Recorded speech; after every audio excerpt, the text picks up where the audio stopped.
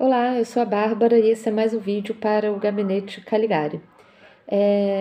Hoje eu vou falar de um filme bem novinho, recente, né? Geralmente eu falo em filmes que estão disponibilizados ou séries que estão nesses canais de streaming. Esse, se você quiser assistir na sua casa, e fazer da maneira certa, legal, eu acho que dá para alugar via essas plataformas tipo o Google.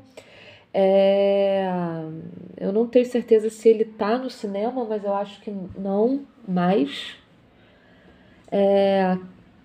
Acho que não mais já tem um tempinho na realidade, porque ele é novo, mas ele também não é tão novo, novíssimo, não. Eu que, como sempre, um pouquinho atrasada. Mas é o Bo is Afraid, ou o Bo tem medo, né? Do Ari Aster, né? Ari Aster que vem despontando aí como um dos grandes cineastas de filme de horror com uma pegada mais autoral, né? Hereditário, Midsommar e agora o Boys Afraid, e os curtas dele que tem no YouTube, esses para assistir de graça com legenda, que são bastante perturbadores também, ultimamente tem se falado muito. Eu confesso para vocês que eu assisti o Hereditário, eu fiquei bem empolgada na época com o Hereditário, apesar de ter visto uns probleminhas assim, mais pro final na realidade, enfim, mas o filme me pegou na época, eu até preciso rever. O Midsommar eu fui ver com muita expectativa. E fui ver achando que ia ser um filme assim maravilhoso. Ainda estava naquela época de pandemia, né? Que estava todo mundo meio triste em casa. Então eu fui com muita expectativa positiva, né?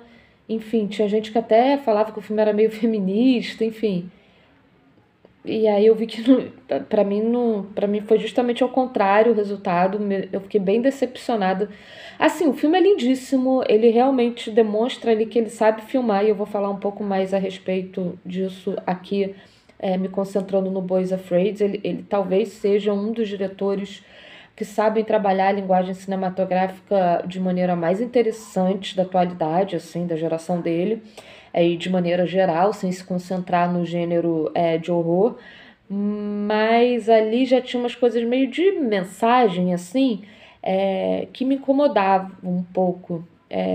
Como, como, como enfim, né? Ele depois fala, né? O filme foi interpretado por muita gente como se fosse quase um manifesto pró-feminismo, mas ele próprio, o próprio Aster, brincou com essa história e disse que era um filme, na verdade, que ele tinha feito de meio que de vingança para ex-namorada.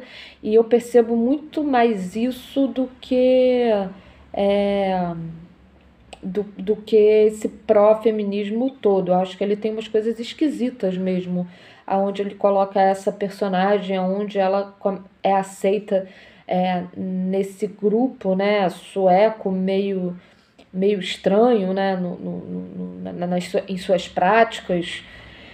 Enfim, tem o personagem negro que ele está estudando a relação, e nisso no filme não é muito aprofundado. Dizem que na versão do diretor maior é um pouco mais, mas eu confesso que eu não tive paciência de assistir. Mas o rapaz negro, né, ele estuda ali dentro do filme justamente as semelhanças desses tipos de grupo com cédulas nazistas, neonazistas, e e eu acho que a conclusão é essa, né? É um grupo bastante estranho no qual essa menina é ali recebida e acolhida, e teve muita gente que viu, até por conta daquela cena que é realmente bastante forte, que falaram que é a coisa da empatia feminina, de que se ela sofre, todo mundo sofre, enfim. Mas de que eu acho que tem várias outras camadas ali dentro daquele filme que me levam para um lugar muito mais. Para um lugar muito mais assim, assim, é um filme que é muito mais anti-mulher do que pró-feminismo, eu acho. Porque coloca ela completamente cooptada por esse lugar que é meio seita e que dialoga assim com, com a filosofia nazista, enfim, e coloca como se isso fosse incrível, ela voltando para o lugar natural e sendo ali uma espécie de bruxa, mas eu acho que o filme não está O filme, quando celebra isso de uma maneira muito irônica. E acho que teve muita gente que viu o filme sem levar essa ironia em consideração. E aí a gente chega no Boys Afraid, que apesar de ser uma história completamente diferente, ele serviu muito para reafirmar algumas coisas que eu comecei a sentir lá no Midsommar e até tive e ainda tenho, talvez, vídeo, esses primeiros 5 minutos aí de vídeo, que eu tento elaborar melhor o que me incomoda tanto no Midsommar e eu sei que eu não consigo, com tanto sucesso, ser completamente objetivo, até porque tem questões ainda muito confusas para mim. Mas no Boys Afraid, essas minhas suspeitas, confesso que vão começando a tomar forma. O Ari Aster é sem dúvida como disse, um dos cineastas mais interessantes da atualidade em termos de linguagem, dos mais talentosos. Filma bem pra cacete, como poucos, acho que na história do cinema, em termos de decupagem, fotografia, interpretação dos atores, escrita de roteiro, como ele conduz a história. É um cineasta ainda por cima autor, né? Porque ele tem ali um dedo forte no roteiro, acho que todos os roteiros são dele. Enfim, mas ao mesmo tempo, o que ele quer passar de mensagem, mesmo que não seja de uma maneira talvez tão consciente, eu prefiro acreditar que não, porque senão ele é só um cara bem perverso, me fazem ter muito pés atrás com a cinematografia dele de maneira em geral. Os curtas eu só vi lá o Johnson, eu acho aquilo completamente doentio, eu não consigo encarar, não consigo mergulhar. Acho o fato dele ter escolhido uma família afrodescendente para contar aquela história, meio que para dizer que pode acontecer em todas as famílias, mas por que dessa escolha, sabe? Enfim, eu acho bem fucked up, né? Mas, enfim, aí o Hereditário eu realmente tenho que rever, porque eu já li várias coisas que apontam ali também para uma coisa colocando a mulher num lugar estranho, apesar de que no filme eu só percebi isso mais pro final, mas ao longo do processo mesmo, de como ele coloca o personagem da Toni Collette, da própria irmã, que acontece aquele negócio que é a grande coisa do filme, né? O grande susto, é o grande plot twist, talvez, é o grande inesperado. Enfim, aí no Midsommar eu comecei realmente a perceber isso, vi o Johnson, não quis ver nenhum outro curta, mas agora o Boys Afraid eu acabei encarando porque muita gente estava conversando, eu faço parte de um grupo de cinema no WhatsApp que se falou muito sobre esse filme essa semana e resolvi mergulhar. O que também me incentivou foi que na semana passada, e aí falando sobre outros diretores, que eu sempre bato na tecla aqui, talvez já esteja ficando chato, não sei, esse papo, mas eu vou continuar insistindo porque são coisas que eu sinto muita vontade de pensar melhor e me aprofundar melhor. Que eu tava no churrasco e 2 amigos homens, não muito próximos, mas pessoas queridas, e que bem ou mal acompanham as coisas que eu escrevo, até os vídeos que eu faço por aqui, vieram praticamente me confrontar sobre as minhas opiniões sobre o Ruben Östlund, os dois muito fãs de Ruben Östlund, e eu as sustentei lá. Assim como as minhas opiniões sobre Lars von Trier, sobre Gaspar Noé e sobre alguns outros diretores, o Darren Aronofsky. Muitos deles, a grande maioria desses diretores são europeus, mas tanto Darren, né? Darren, agora, enfim, acho que né?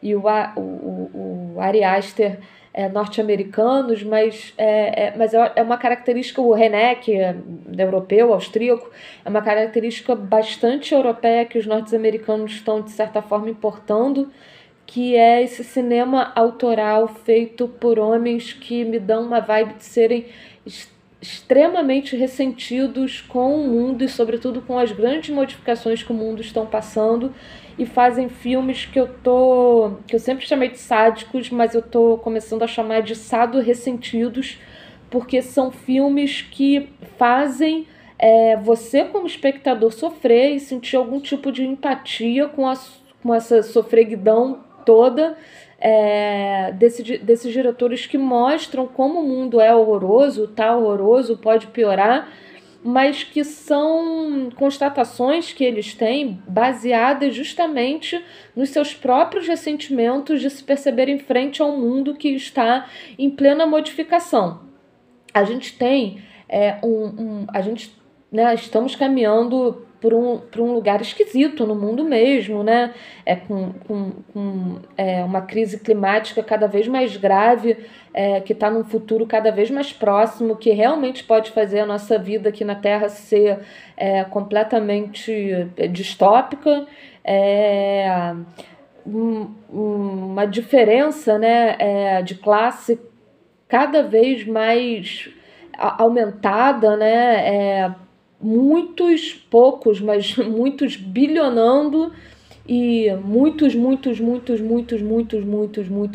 perto desses muitos bilionando, ficando num lugar de extrema miséria, né? O médio é o suficiente para se viver com dignidade, cada vez mais esforçado para se conseguir, enquanto pessoas que simplesmente especulam ou são herdeiras têm o dinheiro seu aumentado de maneira que parece para nós cada vez mais fácil, enquanto isso quem precisa trabalhar tendo seus trabalhos cada vez mais precarizados. Enfim, tem uma série de coisas aí acontecendo que obviamente provocam frustração, angústia, medo, boys afraid,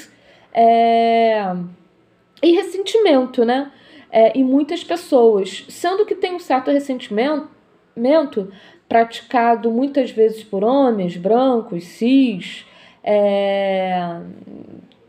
que é um ressentimento como se algo tivesse sendo tomado só deles, porque algo está sendo tomado de todos, mas como se algo tivesse sendo tomado somente deles, e quem estivesse pegando esse algo que está sendo tomado somente deles não fosse os grandes, né? Na verdade, esses homens até costumam admirar esses grandes como pessoas que conseguiram com sucesso, com realização, com meritocracia, enfim, conseguir o que conseguiram e que estão destruindo o planeta. Mas essas pessoas veem essas pessoas como modelos a seguir, como se fosse possível para elas chegar nesse lugar, e que isso seria genial, né? Parte tudo dessa estrutura capitalista selvagem, cada vez mais doentia e doente que a gente vive, mas ao mesmo tempo eles acham que o que está sendo tirado deles não é por conta desse sistema, mas sim por um sistema que também está favorecendo pessoas diferentes a eles. Ou seja, mulheres estão tendo mais voz, pessoas de outras etnias que não a branca, né? Nos seus lugares onde sempre teve mais voz. Aí estou falando, sim, de Europa e Estados Unidos, aqui nas Américas, também como um lugar primeiro colonizado e depois imperializado pelos Estados Unidos, né? Então tem esse ressentimento desse homem branco com mulheres, pessoas de etnia diferente, sobretudo os pretos aqui, né? Sobretudo aqui nas Américas, né?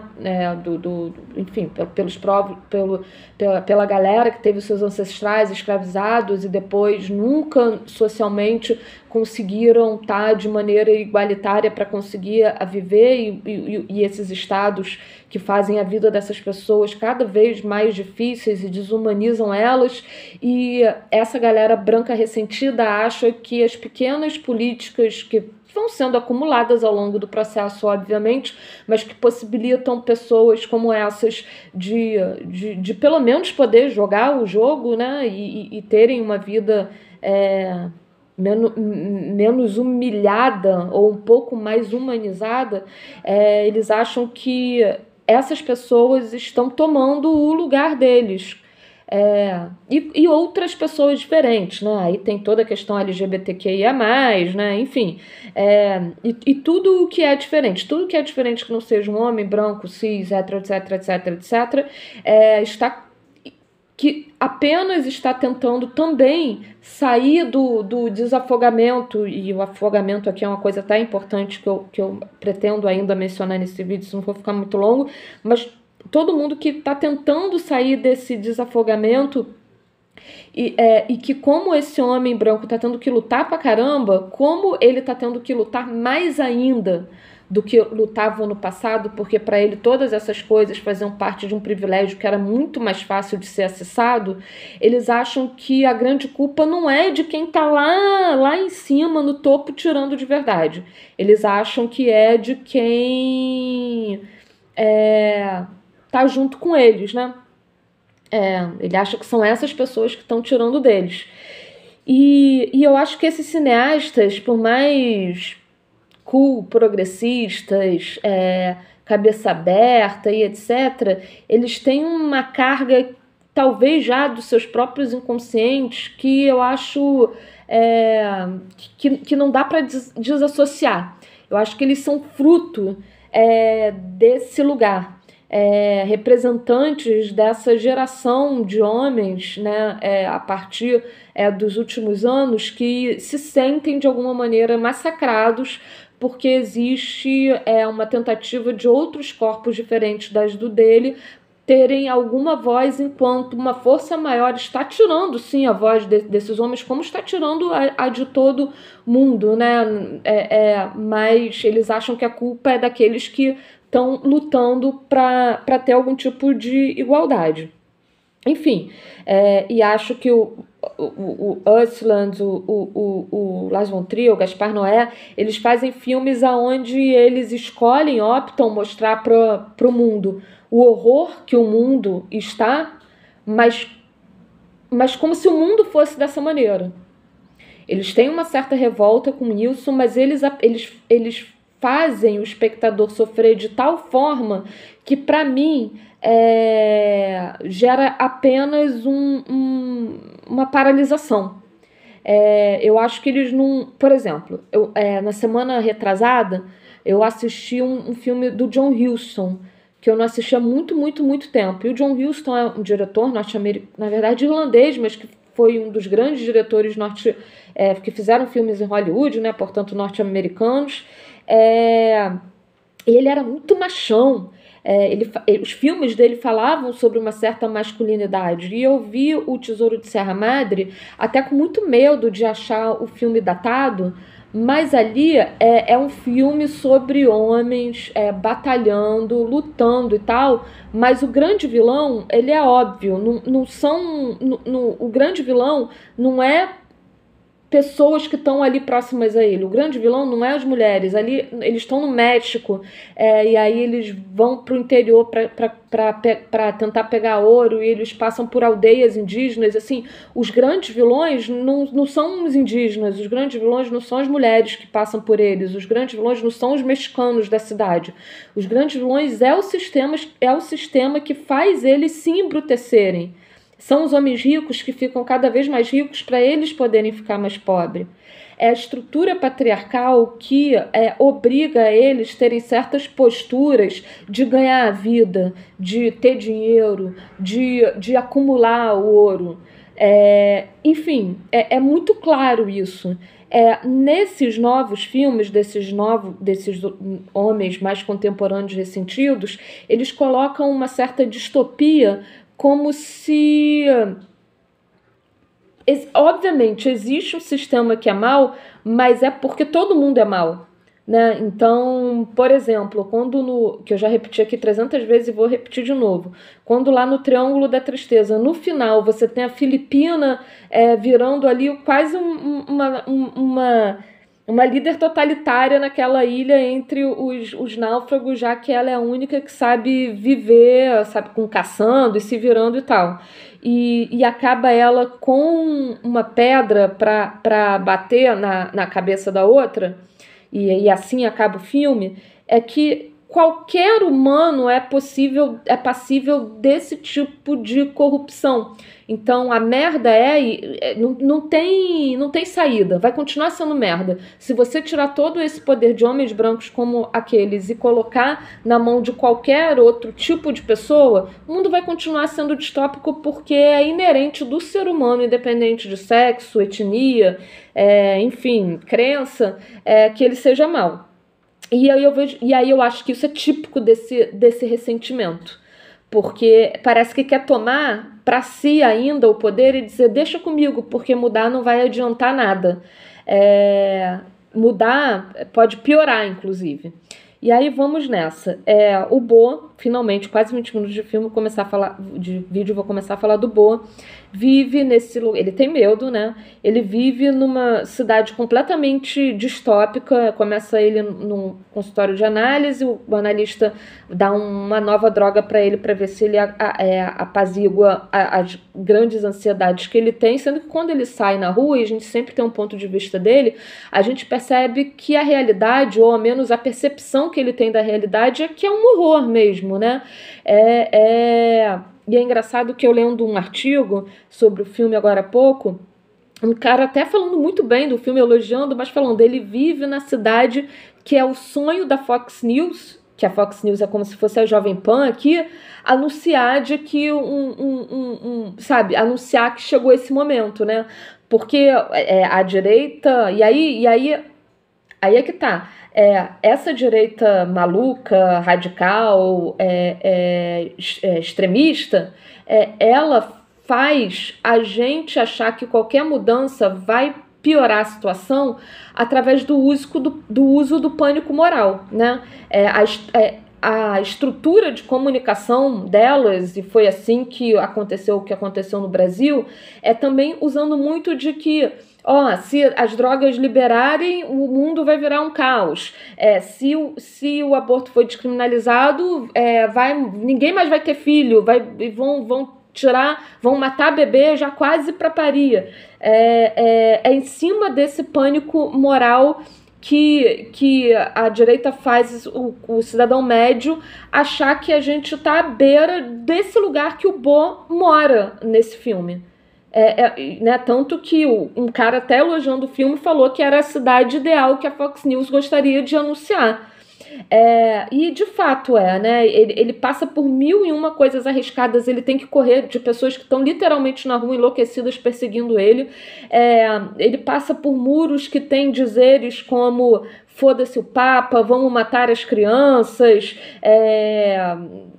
pró-satanismo, enfim. E da casa dele, ele vive num lugar de paranoia extrema, e ele vai visitar a mãe.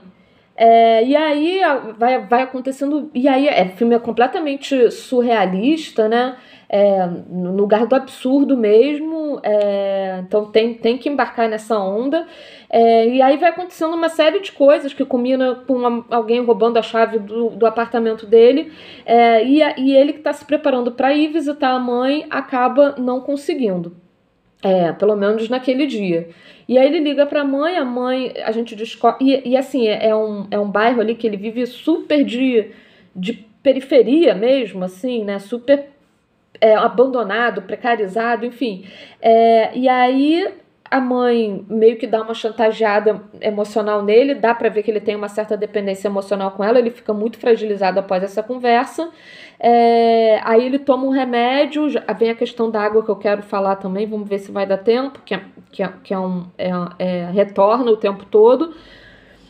Enfim, acontecem 1000 coisas e aí ele liga pra casa de novo e aí atende um cara dizendo que entrou no apartamento, na casa da mãe, e encontrou um corpo sem cabeça com um lustre que caiu e arrancou a cabeça dessa pessoa, e assim ele descobre que a mãe tá morta.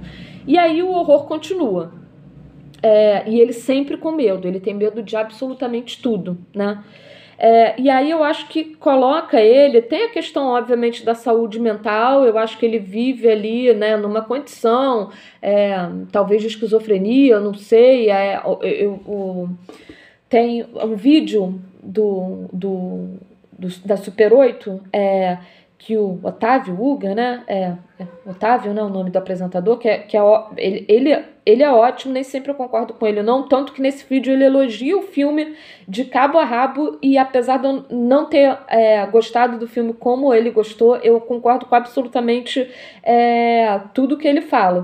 Mas ele fala ali de que talvez aquelas coisas não estejam acontecendo. A gente pode interpretar que, obviamente, se a gente for trazer para um campo realista a história, talvez aquelas coisas não estejam acontecendo na sequência que elas estão, e sim é um acúmulo de todos os medos de um cara altamente neurótico, paranoico, que vivendo numa cidade grande, onde eventualmente, espaçadamente a gente vai ter contato com aqueles pequenos horrores que ele vive de maneira corrida e sem parar, e retornando e voltando, e isso me vem a crer que é alguém que está num lugar de saúde mental bem fragilizada, talvez com uma esquizofrenia ou qualquer coisa parecida, para viver dentro desse horror fabricado pela própria mente. É, de fato, uma linha que a gente pode pensar que o filme, de repente, toma. Mas também não deixa de acontecer que a gente está vendo um filme bem ou mal contado com uma certa linha cronológica, e de que aquele horror todo está acontecendo com ele. E é um horror que leva ele, e portanto você, porque o filme é inteiramente contado sob a perspectiva desse personagem, a estar num estado permanente de medo. Você sente o medo com ele. Isso o Ari Aster sabe fazer perfeitamente bem. Você fica aterrorizado assistindo o filme. Por si só, isso seria coisa de um diretor sádico? Não sei. Se tivesse um propósito que não fosse simplesmente o de gerar o teu sofrimento para mostrar como o mundo é horroroso, já que chegou nesse ponto, talvez não. Mas eu acho que ele gera justamente porque ele tem prazer de fazer você sentir medo e perceber os perigos da gente prosseguir com um certo tipo de progresso.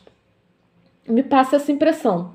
Me passa uma impressão, me dá um gostinho extremamente de um discurso conservador vindo da parte dele ao assistir ao filme. Enfim, e aí ele vai começar, eu não vou contar todo, o filme tem 4 atos, tem 3 horas de duração, eu não vou contar parte a parte aqui o que acontece, mas são praticamente 4 filmes diferentes, mas que trabalham sempre em torno desse mesmo tema. Ele vai ficando cada vez mais louco, o filme, tá? O próprio Ari Aster, que é judeu, né? Chegou a falar que ele achava o filme dele O Senhor dos Anéis judaico. Eu soube disso agora há pouco também, conversando lá nesse grupo de cinema que eu faço parte. Eu comecei a procurar a respeito. A minha primeira sensação foi de estranhamento ao saber que ele considera, até com certo humor, tá? Eu li a entrevista original que ele fala isso de maneira quase jocosa, irônica, assim.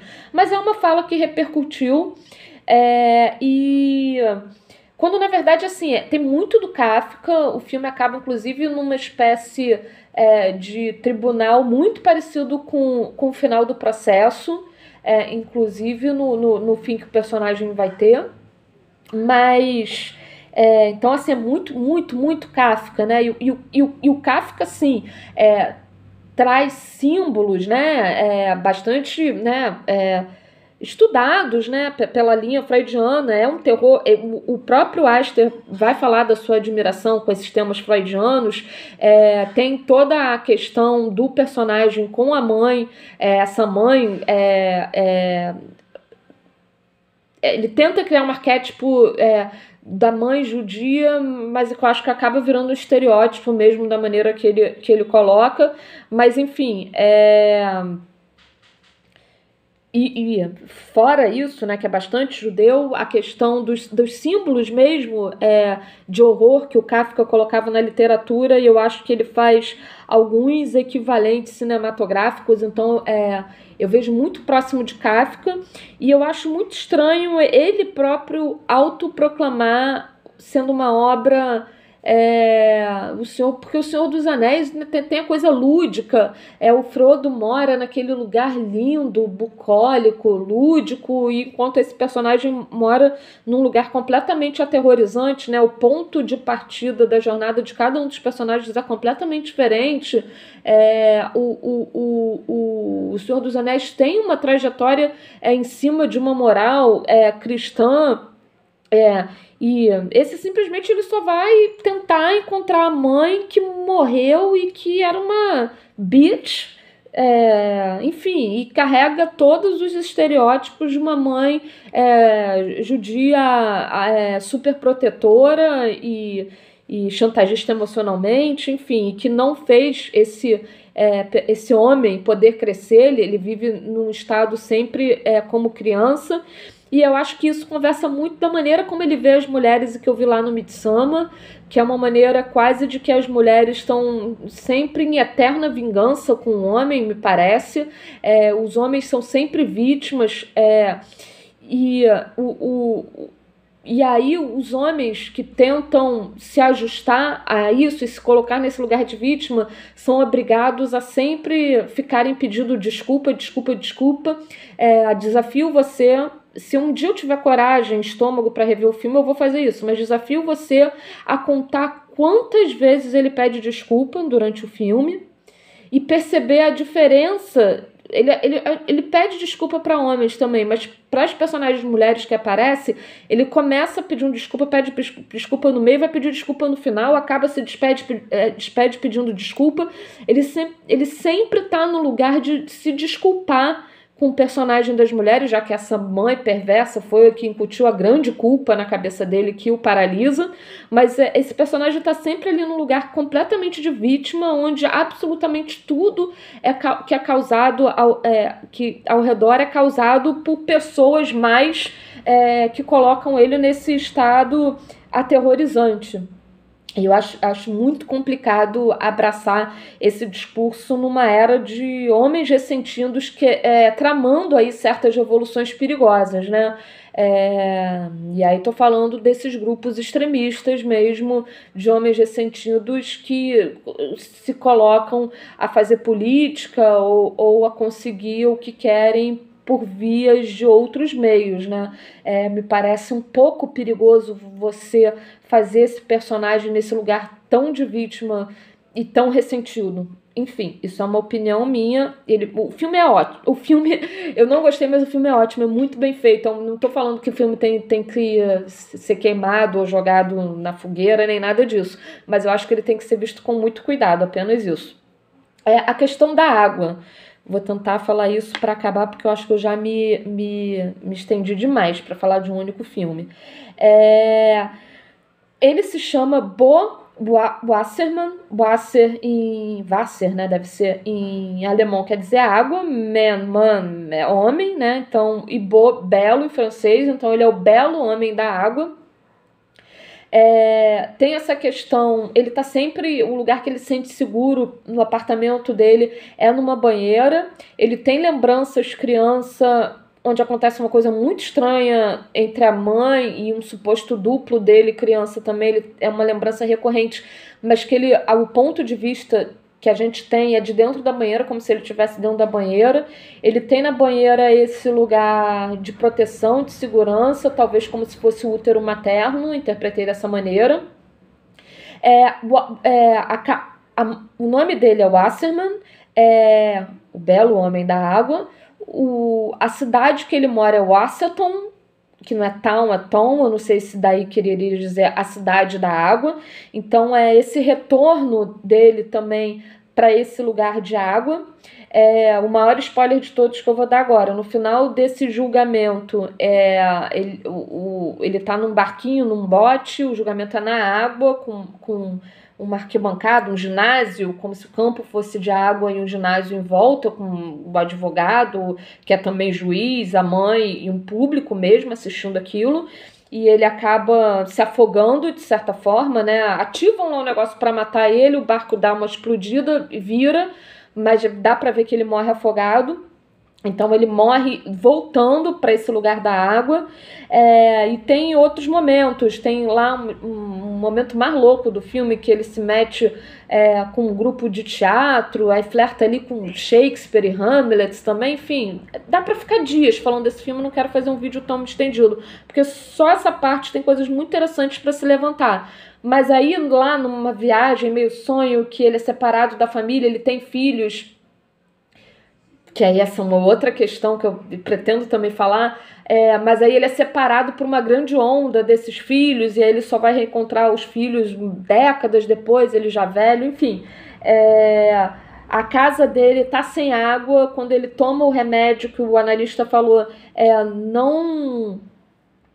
Você só não pode tomar esse remédio sem água, ele acaba tomando e aí se lembra, ele vai ver no Google o que acontece se tomar o remédio sem água e dá morte. Aí ele corre para pegar uma água na loja de conveniência em frente, passando por todos os perigos que é fazer esse trajeto. E aí ele não tem dinheiro para comprar água, enfim, a água é um símbolo que eu vi ali como um símbolo feminino mesmo, né? De ser um lugar que você emerge do útero. E que está protegido por essa água, e essa água o tempo todo está presente ali, ele ao mesmo tempo com um lugar de segurança, mas com um lugar também de ameaça. Isso talvez eu tenha achado interessante como escolha mesmo de trabalhar esses símbolos, e como eu repito, ele filma muito bem, traz uma camada interessante ao filme, apesar de que a finalidade disso eu conteste e duvide e não goste, e etc.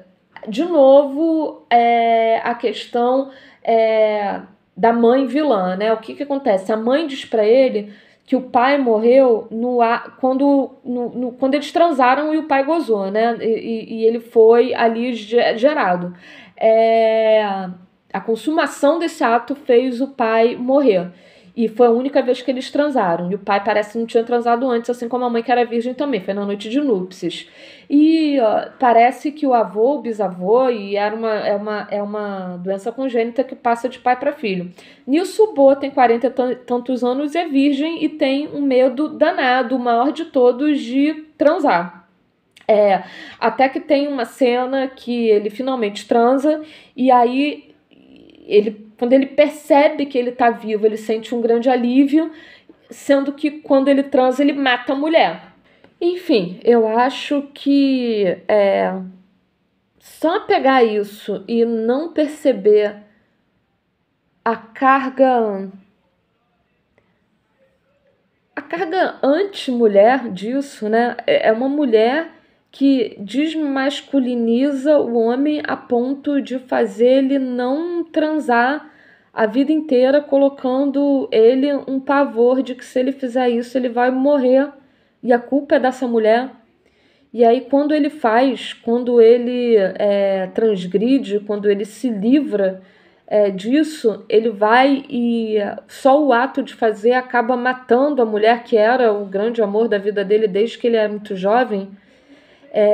Eu não sei nem começar a decifrar isso, mas eu achei muito, muito esquisito. E aí, o que me faz pensar e que me remeteu muito à cultura Red Pill, né? Porque aquele menino do Campari lá, que ficou famoso, enfim, o que essa galera diz? Para que você não pode deixar uma mulher mandar em você, né? Você sendo homem, você não pode deixar uma galera mandar em você. Você não pode ser esse cara completamente passivo, que aceita tudo que a mulher fala.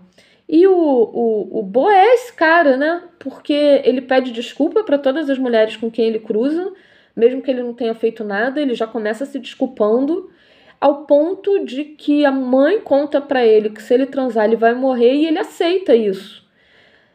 Sendo que quando ele resolve subverter isso, ele vira um matador, que também é uma expressão, né, dessa galera, né, de ser matador, de ser... Enfim, e aí, ainda mais com tudo que acontece no Midsommar, eu proclamo o Ari Aster o primeiro cineasta Red Pill que existiu, talvez. Será? Me parece. Eu não quero ser muito contra ele, não, até porque ele é muito talentoso, mas só me vem essa analogia na cabeça. Enfim, tem muita coisa que eu queria falar ainda, mas não vai dar. Eu acho que eu vou voltar certamente a esse filme em outras ocasiões. Certamente tem outras coisas que eu esqueci de falar. Tem uma coisa que eu anotei aqui, mas que é de coisa que eu falei lá atrás. Por exemplo, o campo progressista tem uma pauta que é muito pertinente, que é a da violência policial, né? Da violência policial, sobretudo com certos tipos de corpos, né? E no BOA, o único policial que e enquanto os defensores dos policiais colocam os policiais sempre num lugar mais de vítima, inclusive, né? De que coitadinhos, porque lutam com os bandidos, então eles têm que poder fazer qualquer tipo de tática, porque, enfim, é muito ameaçador esse mundo, etc. e tal, que de fato é uma profissão hiper perigosa, tem que se ter todo o possível respeito com os policiais, mas acho que eles têm que ser muito melhores treinados, né? Inclusive eticamente, emocionalmente, enfim, culturalmente, não só treino mesmo da profissão. E o único policial que aparece aqui nessa história, que é no momento que o Boa vai pedir uma ajuda a ele, quando nessa cidade altamente distópica que ele vive, o policial tá morrendo de medo, ele tá completamente fragilizado, ele também está em estado de pânico ali, naquele lugar, e só resta o boi, e ele ameaça o boi de atirar no boi, de fazer uma violência policial, não porque o sistema normaliza isso e faz ele ir atrás de certos corpos, mas simplesmente porque ele também tem medo. Ele também é um homem que tem medo vivendo nesse mundo horroroso. Ele usa isso como mecanismo de defesa. É completamente crítico, você tá no lugar do Bo, quase levando um tiro desse policial, mas esse policial não faz isso por uma truculência institucional. Ele faz isso porque ele sente medo. Enfim, lembra Regina Duarte? Estou com medo? Pense em tudo, em todas as táticas de pânico moral que estão colocando na gente, muito com a ajuda da internet, nos últimos anos. Pra quê? Por quê? Nem pra quê. Mas por que fazer um filme que fala dessa paranoia, mas não dessa paranoia de existir a feitura do pânico moral, mas dessa paranoia a partir do ponto de que esse lugar de horror que o pânico moral diz que se a gente não tomar cuidado vai acontecer, existe. No filme existe. Não é à toa que um crítico lá comparou a Fox News, né? Uma cidade como se a Fox News estivesse dando uma notícia de uma cidade que de fato existe, quando aquilo não existe. A gente apontar os problemas, a gente perceber os problemas, a gente falar dos problemas, apontar soluções, não passar pano para os problemas é extremamente importante e útil. Agora, fazer com que esses problemas se transformem num monstro que nos paralisam e como esse monstro existisse por outros motivos que não os motivos de fato que esse filme não menciona, passa ao largo, não sei. Numa época que a gente está tão à beira do abismo, sabe? Eu tenho muitas minhas dúvidas. Mas quero ver como esse filme vai envelhecer.